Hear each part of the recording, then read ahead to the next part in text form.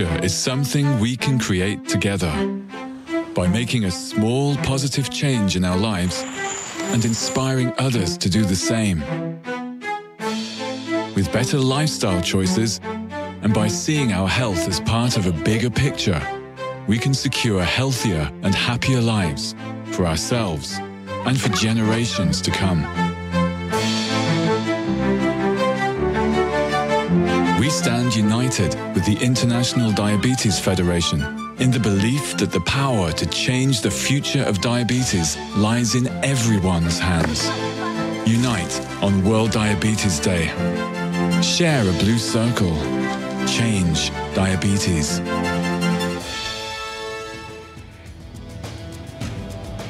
3.5 million, or 1 out of every 16 South Africans, suffer from diabetes.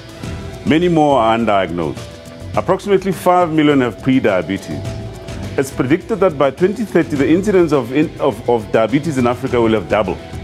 So today we discuss diabetes. We will unpack everything you need to know about prevention, diagnosis, and management of this condition. Hello and welcome. I'm Dr. Sello Mutaung, and this is Health Talk.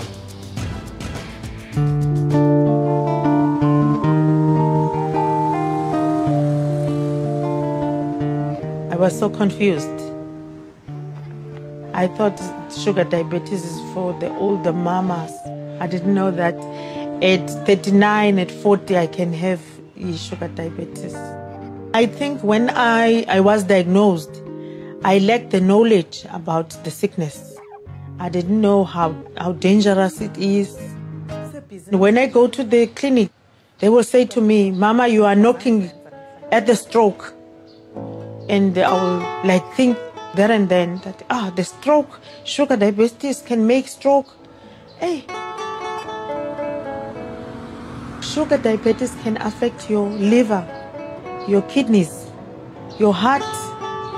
And there and then I said, whoa, I need to stay healthy. I need to live healthy because I've got children to raise. And then I also have my business. And without my business, my children will suffer. No sugar at all. No chocolate, no cakes, no fatty food. That's it. When we are not sick, we don't care. You don't care about the food you eat. You don't care about the clothes you wear. You don't care about all things that you are doing. But after the sickness, I have changed. I took care of myself. I needed to be focused. Because then now I didn't care. I was doing anything that I want to do. But now I've changed.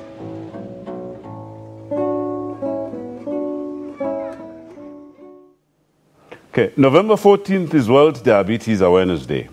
Now, many awareness campaigns were held around the country on this day, urging people to test for diabetes.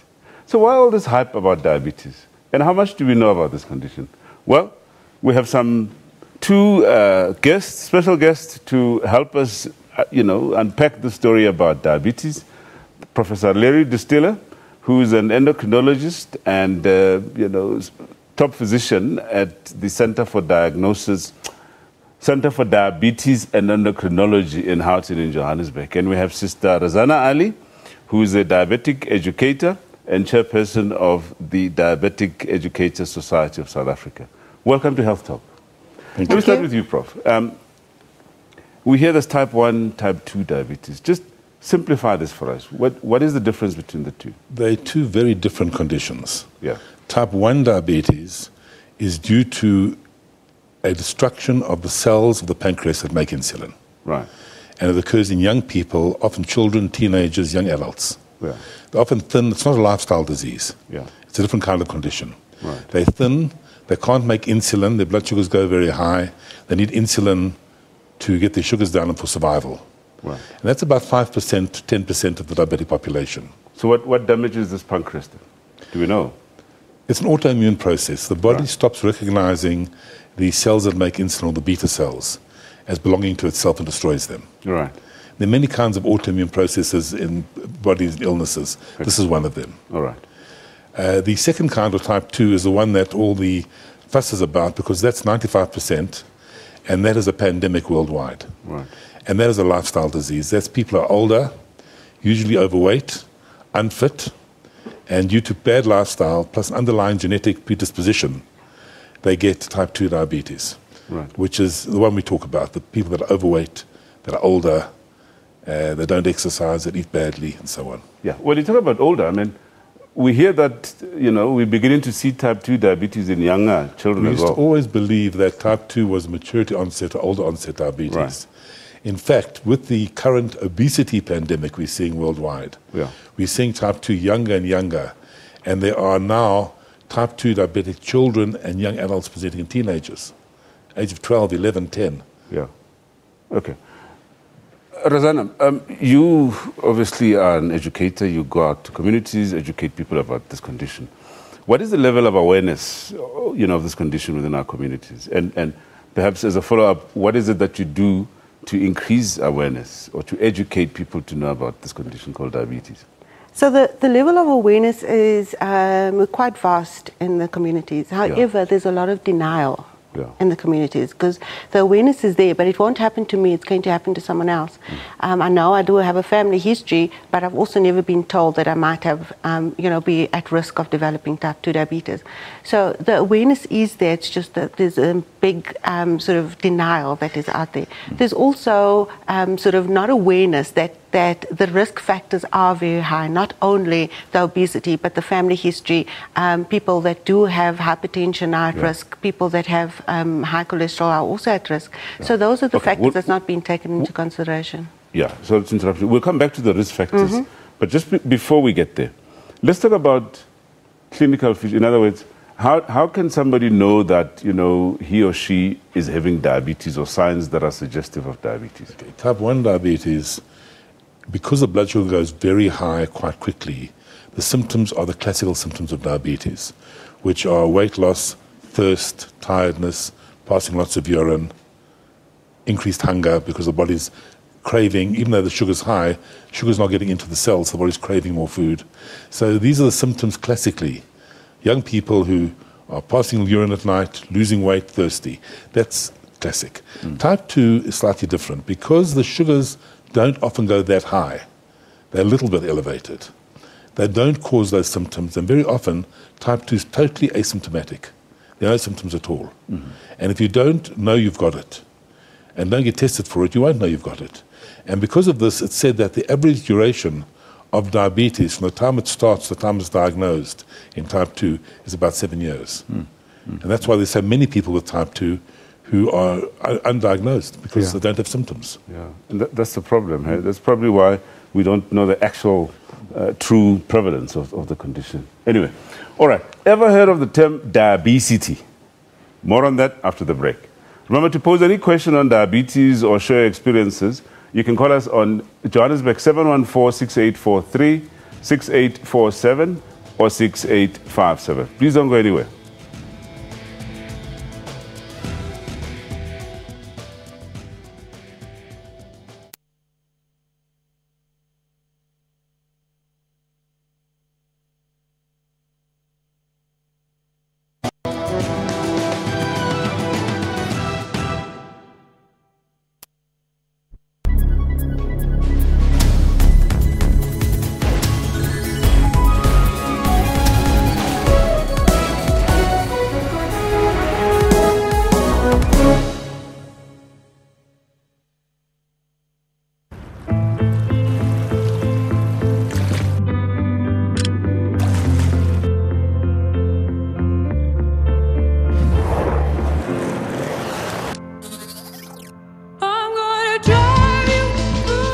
Our new waterproof smartphone takes superior photos even in low light. Has PlayStation 4 remote play and up to 2 days battery life. Don't settle for good, demand great. The new Sony Xperia Z3 series.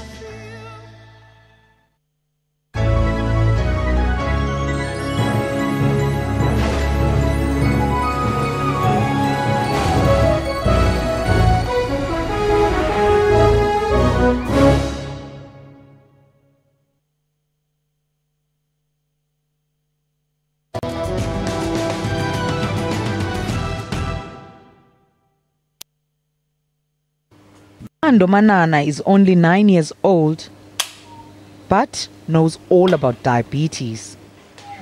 He was diagnosed 2 years ago. I was peeing in my bed, so then it was strange. So then my mom took me to the hospital, and the doctors put this injection thing on me, and they kept on checking me. And when I checked, my sugar was around the 30s. He's learned to manage his condition. When I wake up in the morning, I test, and then I jab, and then I eat cereal, and then I go to school, and then when I come back to school, before I eat, I jab, I test, and then I jab again. I jab 2 times a day. Thando isn't too bothered. His father has been living with diabetes for 15 years. It made it easier for him to relate because I am also diabetic. So he has seen me jabbing myself. He has seen me pricking myself every single morning and every single evening. So it's something that you could relate to, you know. I really doubt, or I really wonder how he would, or how quickly he would adjust if I was not diabetic myself. So I think, you know, we are now relating easier because we do the same things, you know, almost all the time.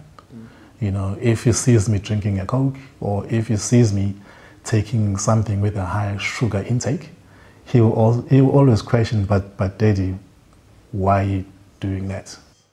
Thando and his father both have type 1 diabetes. Type 1 diabetes has got no family background. Type 1 diabetes happens when your pancreas stops working. So the body does not get insulin anymore.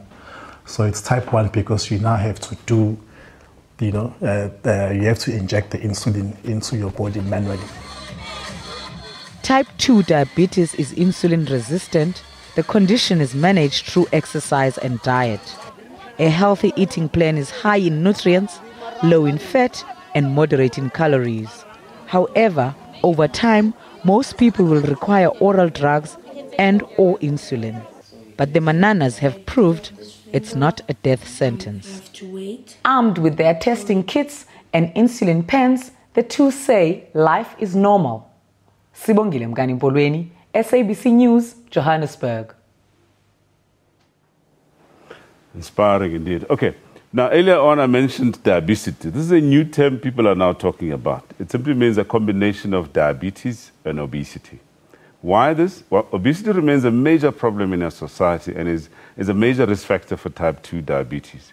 Now we're going to continue our discussions with Prof. Distiller and Sister Razana Ali. Perhaps let's start with, you know, before we get to the impact and talk about, you know, that family, causes and risk factors. Who is at risk of developing diabetes? We spoke a little bit about type 1. Do you want to just perhaps, you know, clarify that a bit further? Type 1, what that insert showed is perhaps not entirely right. Yeah. It is genetic. Right. But there are a number of other factors that have to take place, so it may skip many, many, many generations. And that's why 19 out of 20 people with type 1 have no family history. Right. The genes are there somewhere, but it doesn't present. Right. Only 1 in 20 will have a clear member of the family with type 1 diabetes. Interesting, yeah. So it could be a parent, a mother, a father, an uncle, an aunt, somebody in the family. Yeah. That's type 1. Type 2 is much more genetically orientated. If you have a parent with type 2 diabetes, your chance of getting it is about 1 in 2, or 50%. It's very strongly inherited. Does it depend on your lifestyle? I'm coming on to that. Okay. But you can prevent it because it's a combination of poor lifestyle superimposed on a genetic background. Right. And poor lifestyle means really what we would call the Western lifestyle. Okay. Too much food, too little exercise. That's what it's about. Okay. We're going to be spending some time on that aspect of too much food, too little exercise. Razana, let me just invite a comment from you around, you know, the impact that this condition has on families and even the sufferers themselves. I mean, we've seen in that insert the little boy who's now basically, you know, I mean, it's just one of those things. He's used to jabbing himself and so on. What sort of experience do you have with dealing with people? How do you see it impacting on families? Families are quite dynamic. Some will accept the condition as a whole, and then it becomes a family condition, not only the person living with diabetes, but it's part of the family. And then there are the families that are in denial, where only the person with diabetes has to then manage themselves. There's a lot of people that will support their loved ones or their family members. Again, it's about changing your lifestyle. It's about looking at the whole family's lifestyle, changing how the cooking is done, changing, you know, going shopping, and even being aware of the complications, as well as not only the long-term complications, but the immediate complications, especially with low blood sugar levels. Yeah. So it's about education. How do people take, I'm talking about the newly diagnosed diabetics now, how do they take this? Do they go through a period where perhaps, you know, their mental status changes, or you know, do you want to share with us? With type 1 diabetes, there's a lot of guilt and blame, because people always think that they've caused it. And like Prof says, yes, there is a genetic factor, but there's no lifestyle, you know, associated to the immediate sort of diagnosis of it. So that brings on a lot of guilt and a lot of fighting with parents and with the children. Type 2 diabetes, again, you feel guilty because you've probably caused it yourself, in the sense that you haven't had a good lifestyle. So there is that guilt, and then there's also the parents of you, or the spouse of you, that's going to say, well, that's your condition, you know, I've been looking after myself, you need to look after yourself. There's a lot of infighting. Yeah. Earlier on, you mentioned complications. What are the medium-term or, you know, long-term complications of diabetes? Medium term is a bit unfair. It's long-term. Long-term, right. I think 10 or 15 years of not looking after yourself and badly controlled diabetes can affect the blood vessels in the body, the small blood vessels and the large blood vessels. So the first thing you see is, because the first blood vessels you can actually see in the body is behind the eye.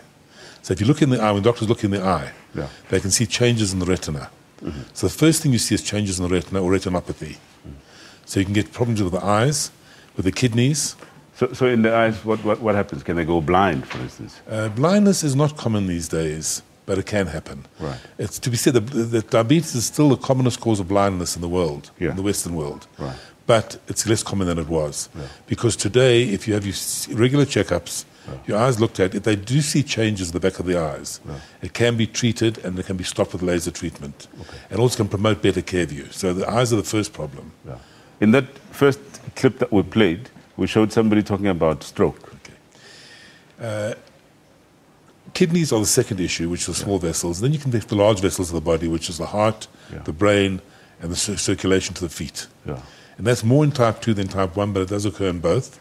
And that increased chance of heart attacks, strokes, and in fact amputations of the feet, if you don't look after yourself. But it's not a death sentence. Diabetes is a life sentence. If you look after yourself the rest of your life, you'll be fine.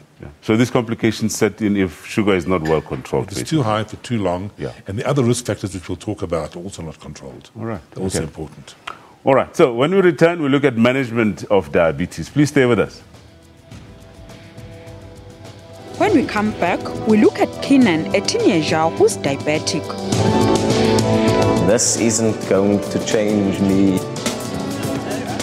I used to go to parties. I used to say, no, I only have one life. I'm going to enjoy it.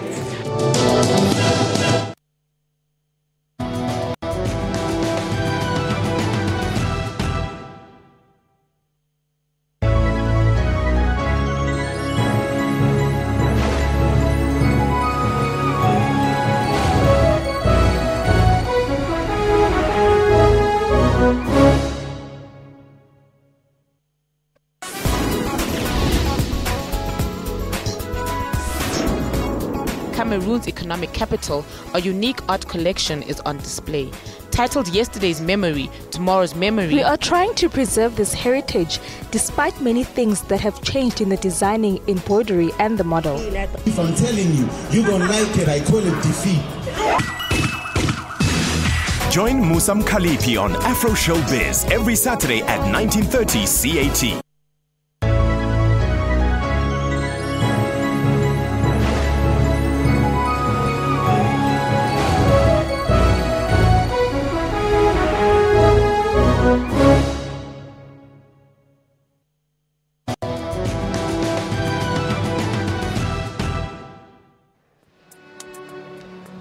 The magnitude of the situation didn't hit me immediately. Only about maybe 1 or 2 weeks after that, I just sat down and said, I have diabetes. My life is changed. I was in a total state. Like I did have that attitude first of working against the diabetes, and this isn't going to change me. I used to go to parties. I used to say, no, I only have one life. I'm going to enjoy it. I can eat what I want to, and that's just the recipe for disaster. When you're in a situation and you think about how you're deprived and you can't do something, you have a negative, that carries a negative connotation, and then the diabetes will always carry a negative connotation.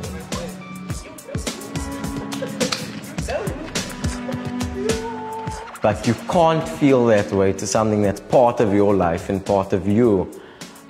So you need to accept that that's part of you, and now you need to not fight the diabetes, but work with it. My parents mostly spoke to me about it and told me it was fine. There were lots of people who lived perfectly normal lives and long lives. I think because at that stage, I just couldn't handle it, so they just needed to talk me through that. My friends are crazy people. Yeah, they are fun and they are quite supportive. When my friends or when my family hear something on TV about diabetes, they immediately run to the TV or phone me immediately, and that's quite a nice thing, having people who can support you.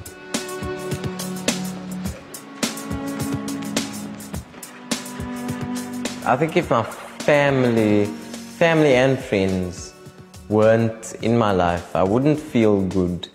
You can't live by yourself. No man's an island. So you need people in your life who support you, and those are the people in my life who support me. All right. So treatment of diabetes is really about ensuring that blood sugar levels are kept within the normal range. That is, neither too low nor too high. So to help us understand how best we can achieve this, Prof. Distiller, let's talk about treatment options that are available out there. Because we know diabetes is not a death sentence. Even though it's not curable, we can manage it. Correct? Type 1 diabetes needs insulin, like insulin therapy. And there are many different ways and different kinds of insulin you can use, and multiple different regimens of giving the insulin. And that depends on the individual and the discussion with the educator, decide what works best for their lifestyle. Generally, we try and promote multiple injections, 3 or 4 a day. It gives more flexibility. That's type 1. Type 2, we talk about different medication, but we need to understand the basis of therapy is lifestyle change. If you don't exercise and eat properly, no medicine is going to work really well. Once you've made lifestyle change, you then initially need tablets, and there are many different tablets you can use. You may need 1 pill, and eventually you may need 2 pills, and eventually you may even need to go into insulin. That's not your fault because you're not behaving yourself. Type 2 diabetes is known to be a progressive condition. Right. Over the years, the cells that make insulin gradually die out, so that your treatment will need to be intensified over time. And being on insulin as a type 2 doesn't make you a type 1. You're a type 2 who now needs insulin, and it's not a failure of your case. It's just the process of the diabetes. Okay. Now, let's talk a little bit about control now. What is the importance of ensuring that control is optimal? We know from many, many scientific studies that have been done that keeping blood sugars as close to normal as possible will prevent the long-term complications of diabetes, which we spoke about earlier. So if you keep your blood sugars not necessarily normal, but close to normal, you can go for many, many years without complications. What does that mean, close to normal and not really normal? The normal blood sugars, in somebody who doesn't have diabetes, if you look at blood sugars, They vary between about 3.8 and probably 6, not much higher, 6.5. That's the normal range. Right. In people with diabetes, perfect control would be a sugar in the morning fasting between 4 and 6.5, and up to about 8 when done later in the day, before meals, before bed. And even up to 10 is okay for most people. So it's a wider range than you think that'll help you prevent and delay complications. It doesn't have to be exactly normal. Yeah. Okay. Now, Rosanna, it's important, obviously, and I would imagine that's what you educate, those people that have the condition, about the importance of ensuring that, they stick to treatment and obviously taking into account the other lifestyle issues. Your experience or what methods do you use to encourage people to stick to their treatment? Most important is education, right? So empower them with the information. That's where you start off. And then also tell them about the medication, go through how to administer the medication, side effects of it as well. And then support groups are important. Support groups because it's good to share amongst people that have the same condition. And then also we look at one-on-one coaching, where we're allowing people to actually take their control themselves with the information that we have given them. And I think that's the most important, is the education, the support, being available, when they need you. The doctors don't have time to be available always for patients and to give the time for the extra education, and that's where the educator comes in. Yeah. We are the major support system. The doctor is there to give us the value as well when it comes to the medication and the diagnosis. Yeah. I would imagine you don't just focus on the diabetic patients themselves. What about this, close family? Absolutely. Not only close family, but colleagues, friends.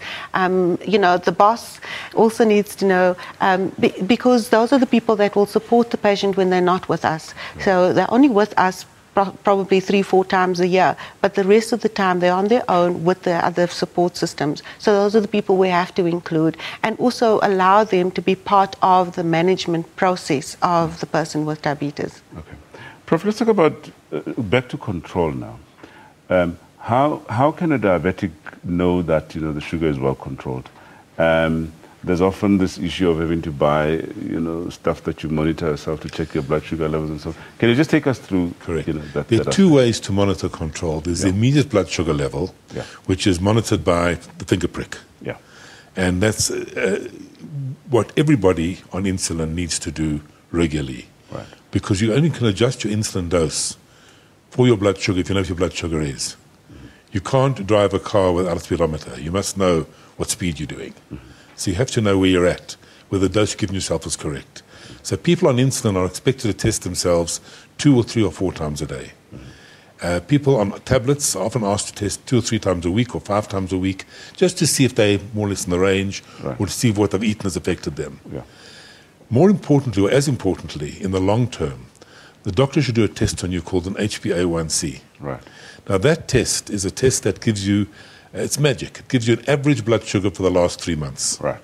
Backwards. Okay. And we know all the long-term trials looking at control, complications, looks at that test, HbA1c, and tells you where it should be. And that HbA1c should be tested, and if you haven't had it done as a patient, ask your doctor to do it. Yeah.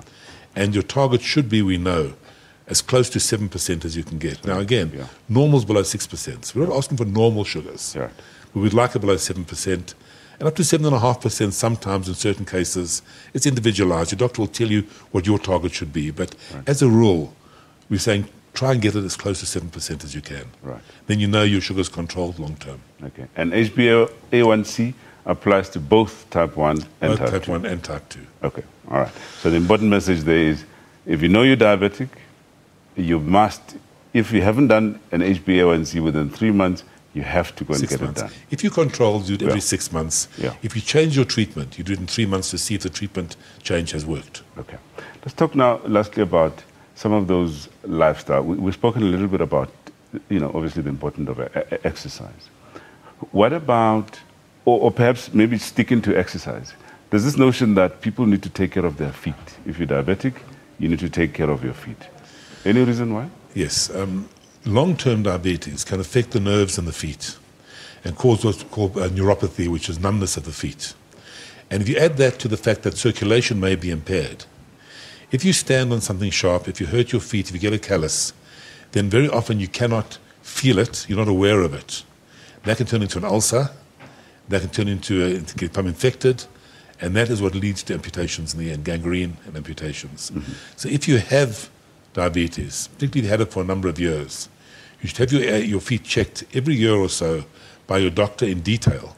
And I always tell my patients, if you go to a doctor and he doesn't take off his shoes and socks when he examines you, don't go back to him.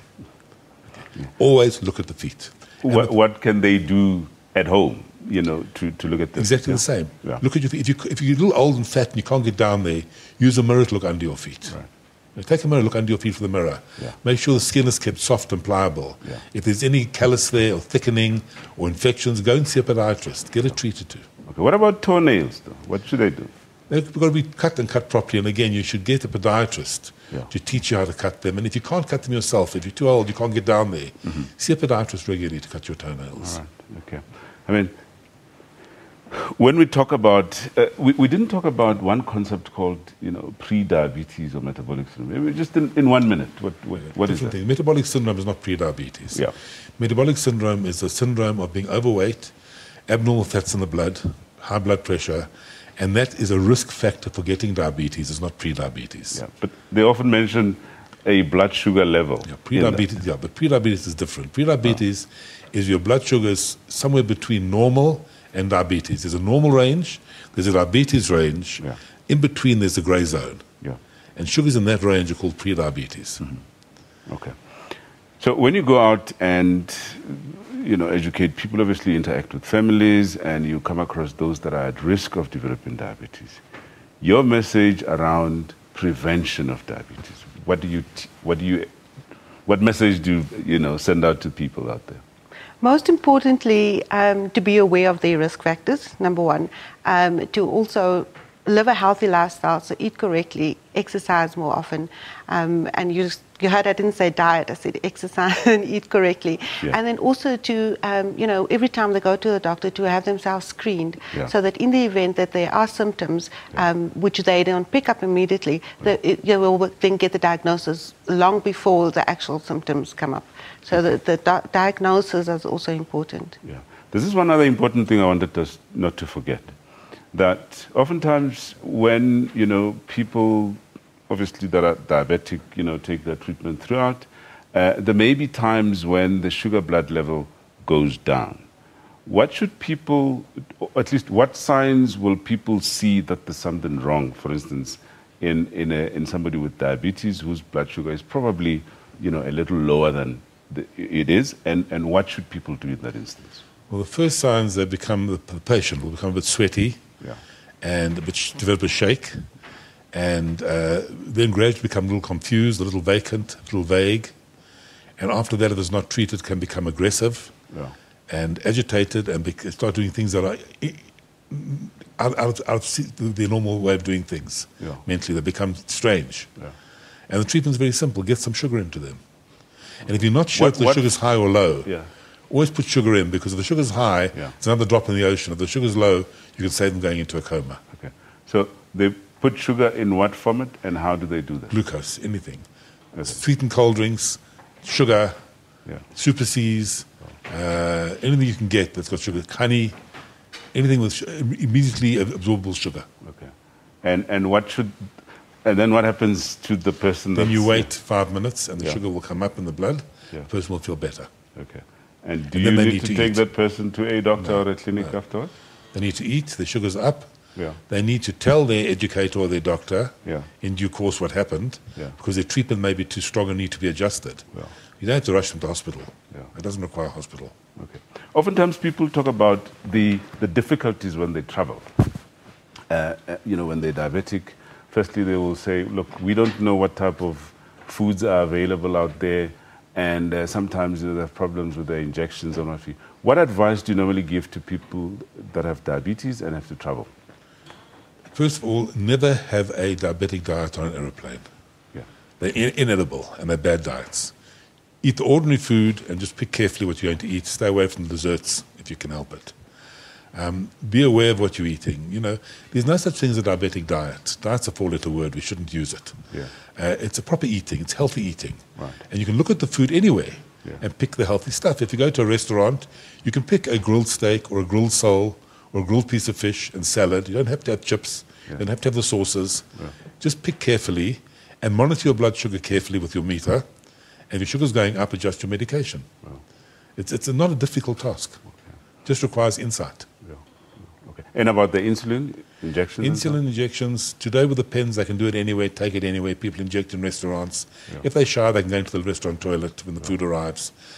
On aeroplanes, always carry it in your luggage. Yeah. Don't put it in the hold. The hold is very cold and luggage is lost. Yeah. But then you have to have a letter with you from your doctor stating you have diabetes and you're carrying insulin. Otherwise, it might be taken away at the airport when they see this liquids and stuff. Okay. And also, sure. And also people do research before they go anywhere. They research what places to go and see, what monuments to go and visit. So it's good to research the kind of food that is available there as well. And in this way, they arm themselves before they go on holiday. Okay, great stuff. Well, I'm afraid we're going to have to leave it at that. And yes, Professor Larry Distler from the Center for Diabetes and Endocrinology, Sister Razana Ali, thank you so much for contributing to this show. All right. After the break, we now bring you a practical demonstration and a discussion on nutrition for diabetes. Stay with us.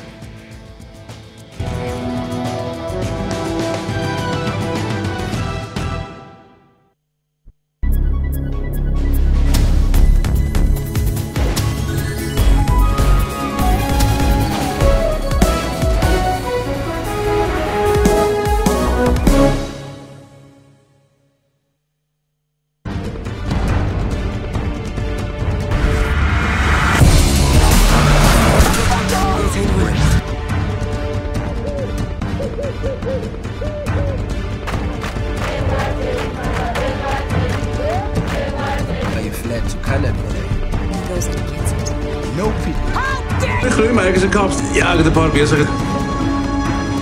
Kom.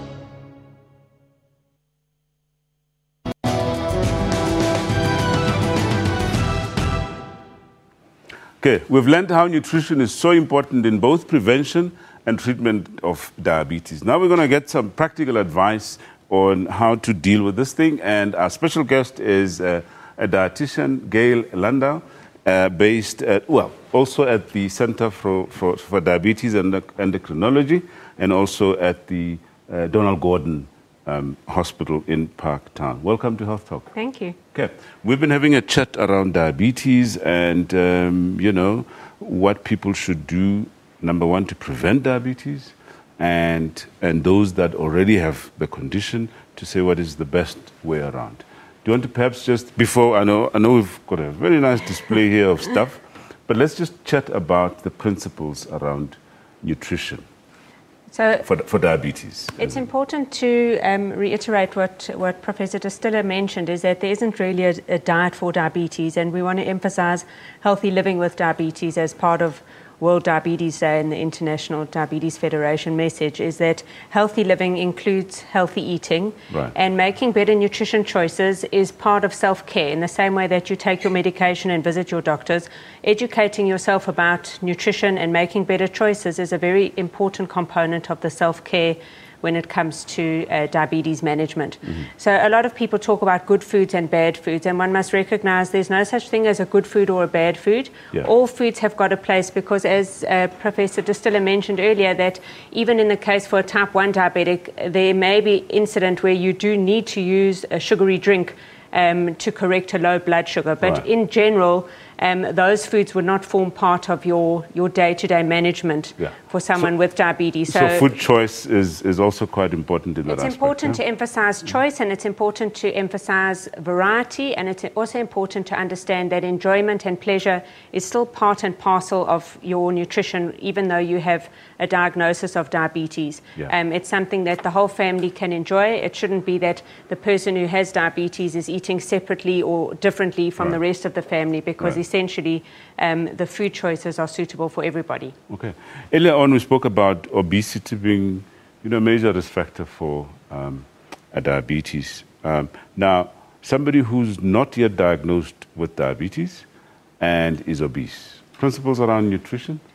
One of the key messages that we must also remember is that eating at regular intervals is a very helpful step in targeting and addressing obesity, because many people eat at irregular times, or they miss meals and allow themselves to get too hungry, and then they generally rely on what I call quick fix foods that are very high in sugar or high in fat, to give them a quick energy boost, and these foods generally contribute towards obesity. We also know that people who eat diabetes have a lower risk, eat breakfast in the morning, have a lower risk of developing obesity. And so we should maybe start with something practical about making a point of eating breakfast in the morning. And if we look at the food models, I can show you the typical South African on-the-run type of meal, where you would go past a vendor, or you would maybe go past the shop and fetch yourself a pie and chips, or a Russian and chips.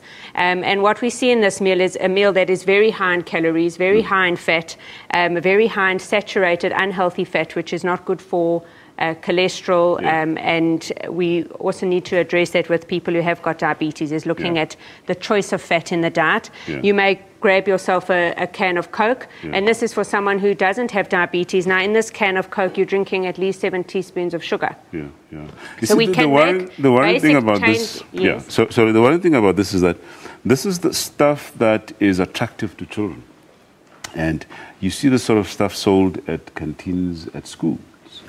I think it's also important to recognize that there's a place for all foods, but it's also the parents' responsibility to be educated and to bring better choices into the home. And even when one is out at the shop, there is always a choice.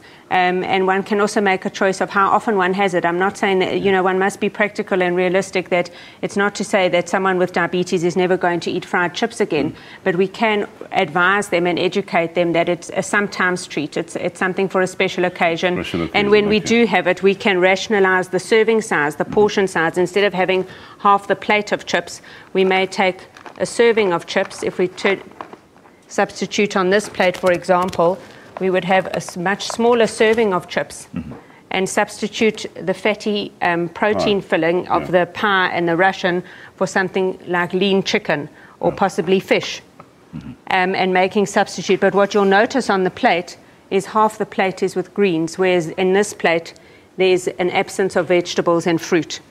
Let's just put it out here so we can see it clearly. So this is the sort of a balanced, without the chips. I mean, it didn't have the chips. It didn't have the chips before, but I just need to also understand that it's not that chips are never going to be part of the diet. But yes, there are always better choices, as I mentioned. So instead of chips, you may have a millie. Or it may be a bit of pasta. Or perhaps it's just 1 or 2 slices of brown bread. Or it may be some brown rice.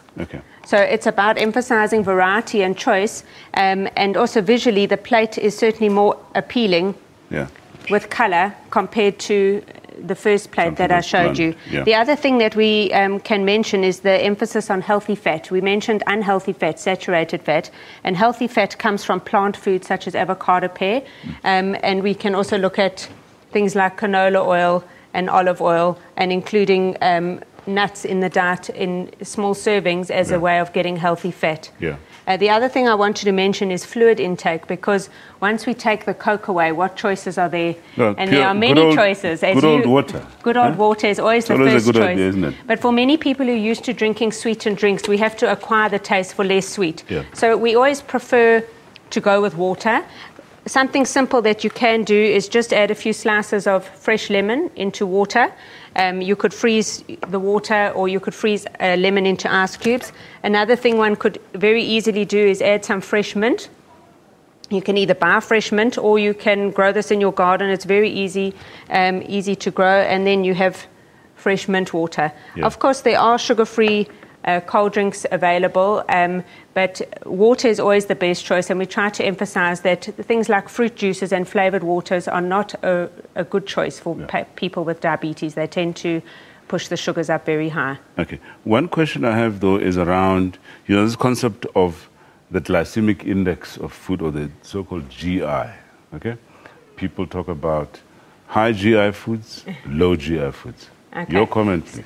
So there is a lot of research about the role of the glycemic index, and there are dietitians in South Africa who've written wonderful recipe books, Eating for Sustained Energy, which elaborate extensively on the glycemic index. It's a tool that can be used, but one must always remember that the glycemic index is just explaining to you how quickly or slowly the starchy food of your meal is breaking down into sugar. Yeah. You need to understand that we don't eat foods in isolation, we eat in the context of a mixed meal. So, for example, if we were looking at the GI, or the glycemic index of this meal, we'd only really be looking at the rice or the bread or the millie, because those are your starchy components. Right. But as soon as you eat in the context of a mixed meal, we understand that that would also have an impact on how that food is going to be released in your system, and there's a concept called the glycemic load, or how that energy will be released over time. Yeah. So the GI is a valuable tool more for type 2 patients with type 2 diabetes than type 1 diabetes.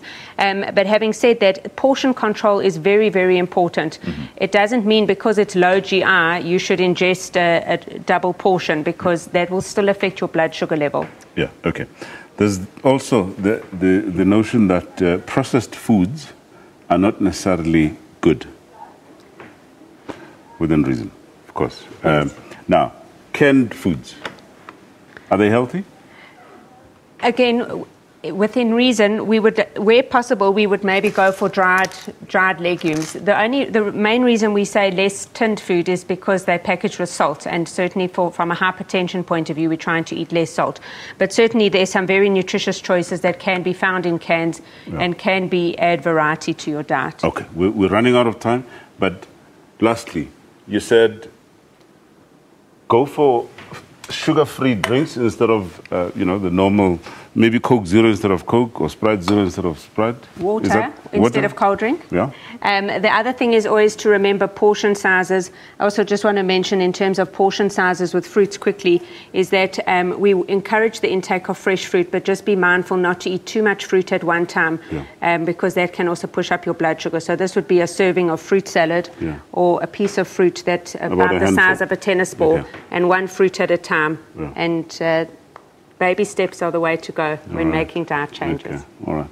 Well, Gaylanda, it's been a pleasure having you around, and thank you so much for educating us on these things. Okay, that's where we're going to have to leave it. It's on that note that we've come to the end of our show.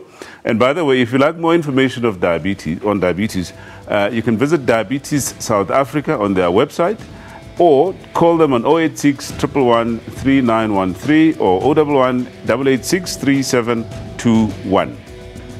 And also, you can get hold of Diabetes Education Society, telephone number 031 303 9852, or visit their website that's displayed on the screen right now, or there's an email address even. Okay, so join us again next week, same time on SABC News, and remember our repeat slots at 2 p.m. and 10 p.m. every Saturday. And the other way you can get it is through YouTube. And for myself, Dr. Salome Daung, and the rest of the team, it's a goodbye to you, and thank you very much for being with us. Have a fantastic weekend. I choose to live, warn you about an enemy in my continent, taking lives of all women, children, and men. Oh, so I wanna be louder than the silent killer. I wanna be louder than the silent killer. I choose to live. It won't be easy, but I'll make it in the end. And if I make it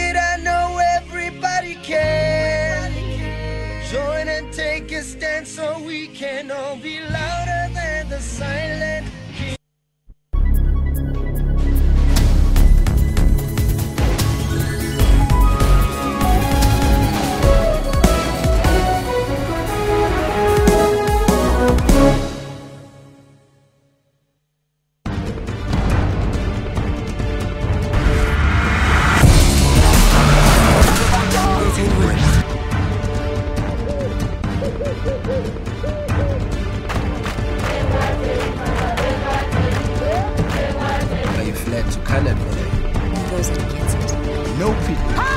Groei maar eens een kapst. Ja, ik heb een paar bezig.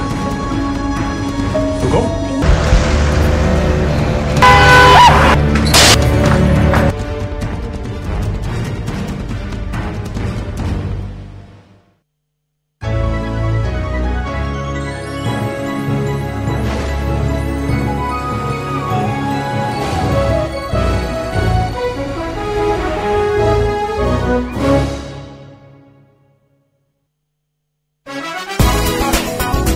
Since its inception, the city of Durban has sent a group of designers on an internship program in Milan, the fashion capital of the world. The origins of belly dancing are unclear, but its history in Egypt goes back to the 18th and 19th centuries, where dancers were known as wawazi. Inala's original music is composed and performed by Ladysmith Black Mambazo, the multiple Grammy Award-winning South African isicathamiya group, led by Joseph Shabalala and Ella Spira. Inala blends the rhythms and harmonies of native musical roots with live percussion, piano and strings. Join Musam Khalipi on Afro Showbiz every Saturday at 19:30 CAT.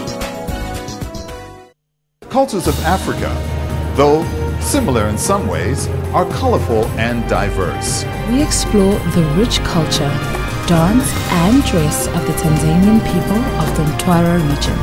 The dance that they're performing is what you will find in the village.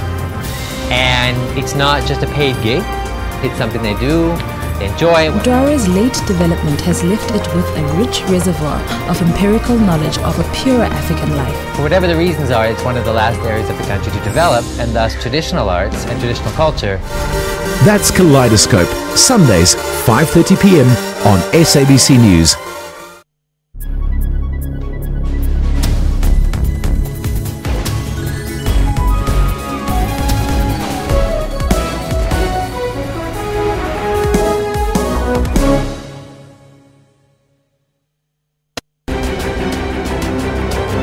Orange Farm is an underdeveloped formal settlement 50 kilometers south of Gauteng, away from the city lights of Johannesburg. It started as an informal settlement in 1988 and later was formally established in 1990.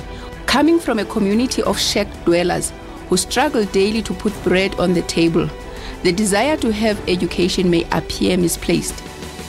The SABC took time to attend the Johannesburg South Career Day and Expo in this community, with the objective of being an eye-opener to learners in addressing critical and scarce skills that are desperately needed in the country. We have highlighted the critical and core skills that we require for the SABC to function effectively and efficiently. So these are the kinds of career choices that you can have, in future, and the kind of careers that we also support in terms of bursary accessibility. So if you want to access funds in the SABC for you to study further, you need to make sure that whatever it is that you're applying for is in line with the skills that we have indicated there. We look at previously disadvantaged communities because learners in schools that are located in previously disadvantaged communities do not have the facilities and the resources or opportunity to be given proper career guidance. And they are limited in terms of the choices that they can make in their careers. So the SABC is here to share that information. But additional to that, the SABC has a bursary scheme. That bursary scheme, learners are encouraged to apply for. Previously disadvantaged individuals and people with disabilities stand a great chance of being recipients of the bursary. For more information and application forms regarding this bursary, log on to www.sabc.co.za.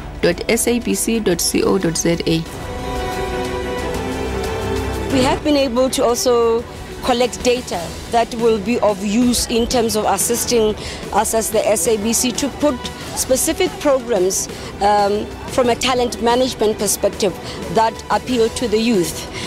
Very few people actually know that the SABC offers more than a job, but a space for career, for growth. There was great excitement and self-discovery in learners who attended this expo, in choosing the career path that they think is suitable to them. Before I came here, I had too many complications. I couldn't make up my own mind. I can say I found myself and I found the relevant career for me. So the expo was really helping.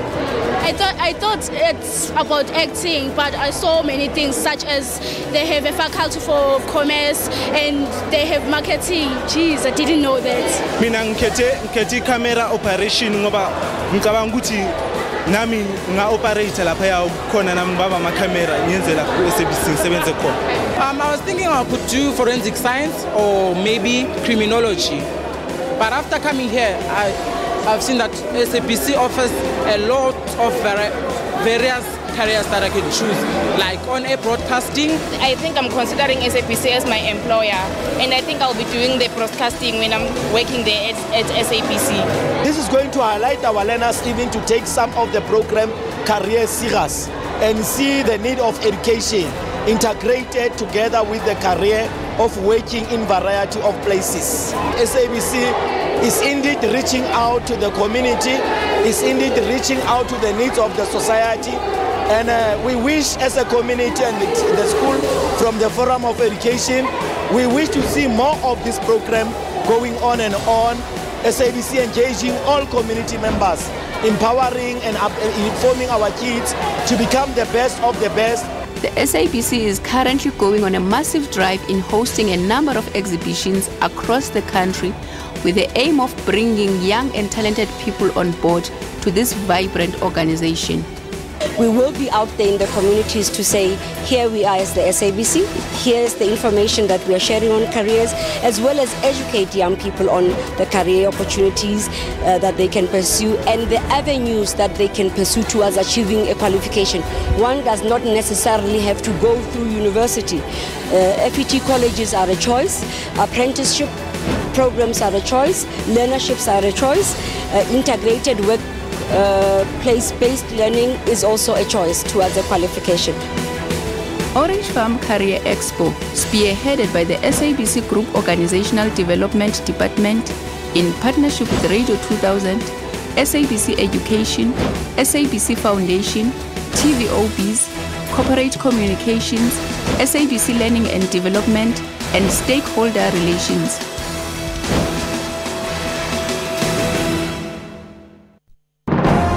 Zoom into Africa.